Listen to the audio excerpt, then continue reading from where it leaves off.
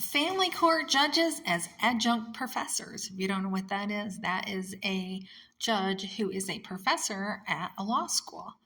So there was a video talking about this, and I told them that I would tell them my interesting story and do a video for them. So this is for them.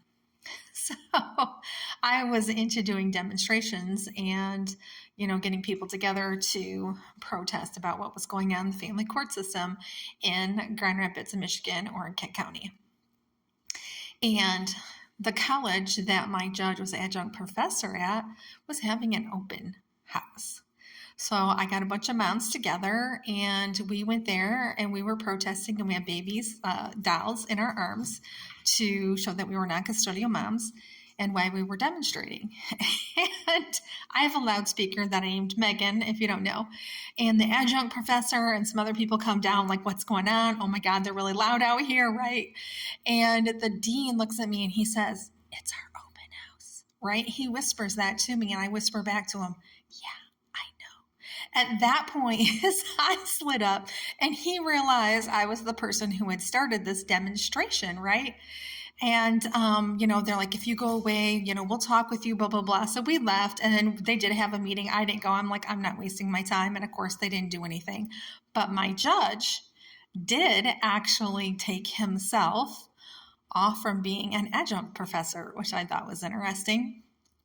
Another thing that was interesting is years before this, I had wrote them a letter because they had started this program to help people who were criminals who they didn't think had like really committed crimes, right? And so they had like a special program for that, and the students would help with this, right, to try and help these people who were wrongly convicted. Well, I had wrote them a letter about that, and I was like, these children are going through all this stuff. How come you don't have like an access to justice program? Well, I'll be damned. They started the access to justice program.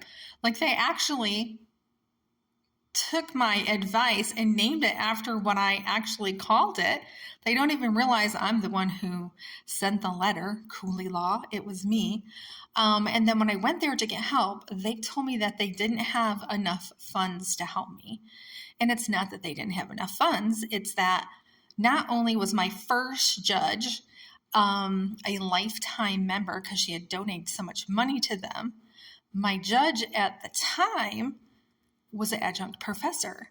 So you can't take these students who you're teaching the law to and then have them go in and investigate my case and say that the judges aren't following what they're teaching them in school.